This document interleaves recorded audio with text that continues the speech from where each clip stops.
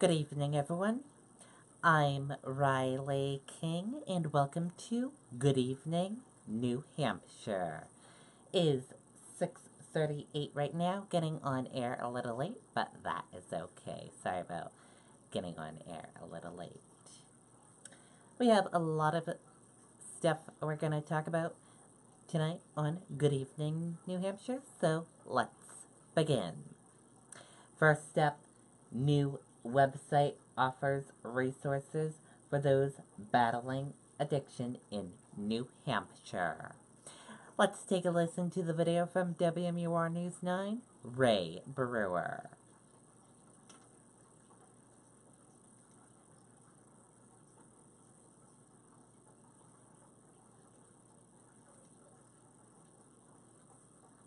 New Hampshire's realtors have been putting people and homes together since 1933. We're professionals who know the people and regions we serve. From the North Country to the Lakes region, the Monadnock region. The new site is aimed at assembling all the information in one spot and letting people know it has the seal of approval from the state. 2, 3. With the symbolic push of a button, a new resource for those struggling with addiction came online. The new website is newhampshirerecoveryhub.org. It's a one-stop shop. People can go there. You can find out about what's happening across the whole state. And then there's also an ability then to click in on a certain region. The new website is a partnership among Drug Free New Hampshire, the Bureau of Drug and Alcohol Services, and Peer Recovery Services at Harbor Homes. Dean Lemire was addicted to heroin and alcohol back in 2012. He recalls his search for help. The first place I went to was the internet to find a resource that was appropriate for me. He says it was tough to know back then who was legit. It took a lot of navigating, and I had to sift through some bad players. The new site will eliminate that uncertainty. We're starting with those kinds of programs that are funded by the state, because being funded by the state means that we have some oversight. We know what they are. They're not just someone jumping in and saying, put me on there. It's estimated that 60,000 people in New Hampshire are in recovery. But New Hampshire's drug czar says he thinks of it as impacting 60,000 families, and this new site will help them cope. To have a resource where not only the people that are going through that journey of recovery could access, but also their families, so they can lean on other people that have gone through it. I think it's very important to have that. The state says they may consider adding more sites to this in the future, but only after they've been thoroughly vetted by the state. You can find a link to this new website by going to our website, WMUR.com. Reporting live in the newsroom, Ray Brewer, WMUR News 9. Okay, and there you go on that video and that report.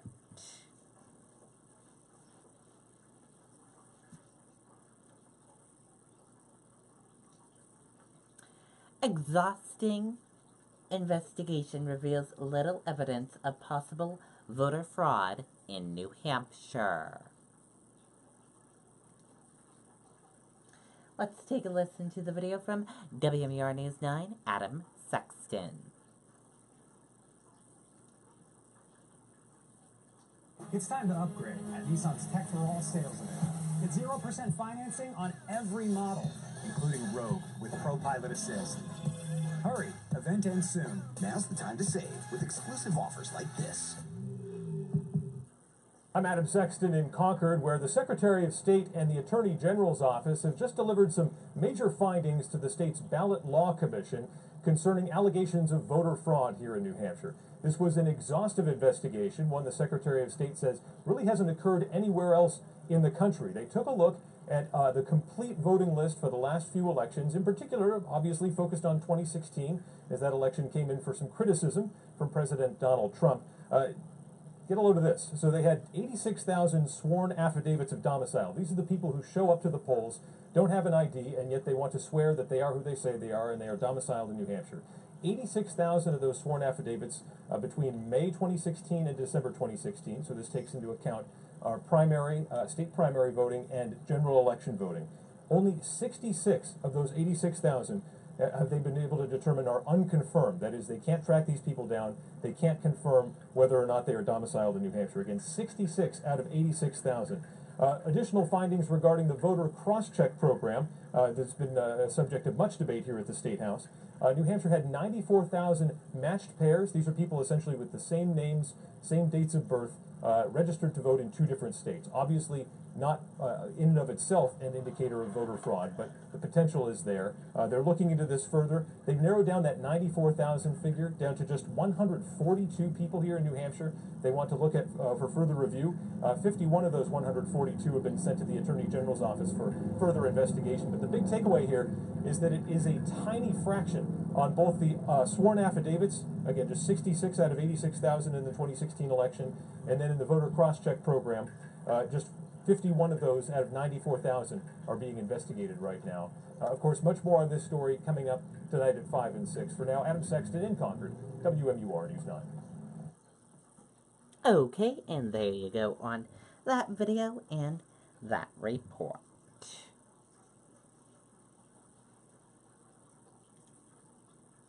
And now let's take a check of your weather. Weather right now is clear, 86 degrees. Your weather for tonight, clear skies and cooler, lows in the 50s. And your weather for tomorrow, cooler, sunshine, highs in the 70s. And tomorrow night, fair skies, lows around 50. And now let's take a look at your traffic and see how your roadways are moving along for this Tuesday evening. And here's a check of the traffic right now, and here is how your roads are doing for this Tuesday evening. We're seeing a few red spots and a few yellow spots as well, but otherwise it looks like your traffic's moving pretty good on your Tuesday evening, so that is good.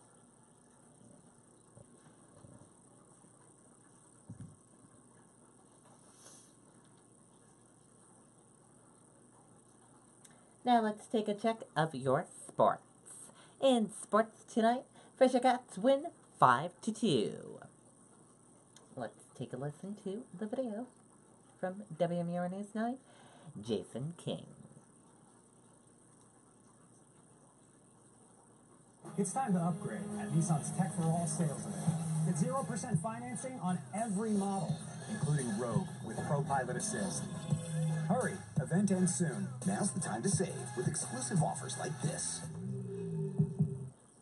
Hall of Famer Craig Biggio spending his holiday weekend in New Hampshire to watch his son Kevin. Fisher Cats and Yard Goats, bottom one. Vladimir Guerrero Jr. bloops one down the right field line. It'll drop in for an RBI double. Scores Bo Bichette, made it 1-0 New Hampshire. Same inning, Jonathan Davis singles to the right side. Guerrero scores from third, made it 2-0. And the Fisher Cats go on a win by a final of 5-2. They will open a series against the Portland Sea Dogs on Tuesday night. Okay, and there you go on the Fisher Cats in Sports Report for this evening. Very good indeed.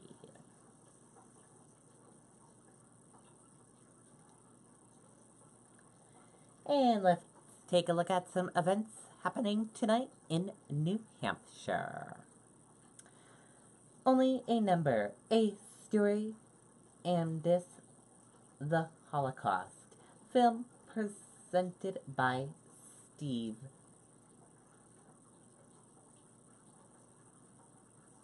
Bressman at the Wolfboro Town Hall Great Room in Wolfboro, New Hampshire.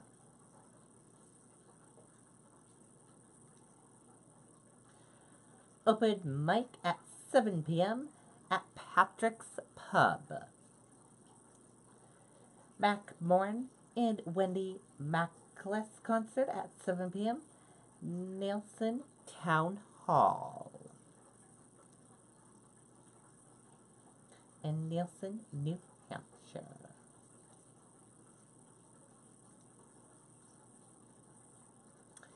And Tuesday trivia night at Boston Billiard Club and Casino in Nashua, New Hampshire. And some other upcoming events happening. Tomorrow, the Red Arrow Diner neon sign celebration is tomorrow, starting at 11:30 a.m. until 1:30 p.m.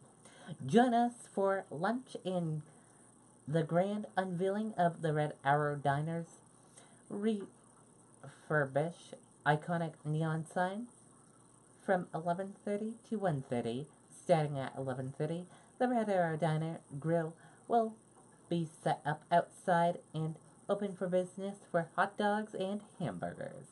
Lunch patrons are invited to come out for lunch and help us celebrate this special occasion. Very cool indeed.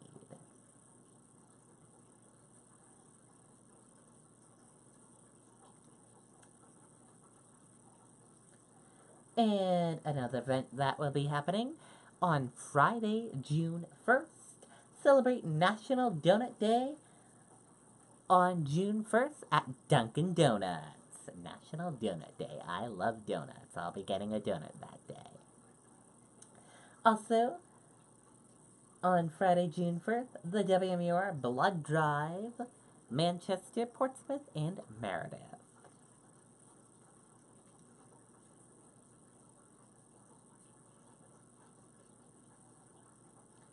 And then on Saturday at Unami in Northwood, New Hampshire at the Unami restaurant at 5 p.m. until 7 p.m. Open mic at Unami. And those are events happening in New Hampshire. And that did it for this edition of Good Evening New Hampshire. I hope you all enjoyed this edition of Good Evening New Hampshire.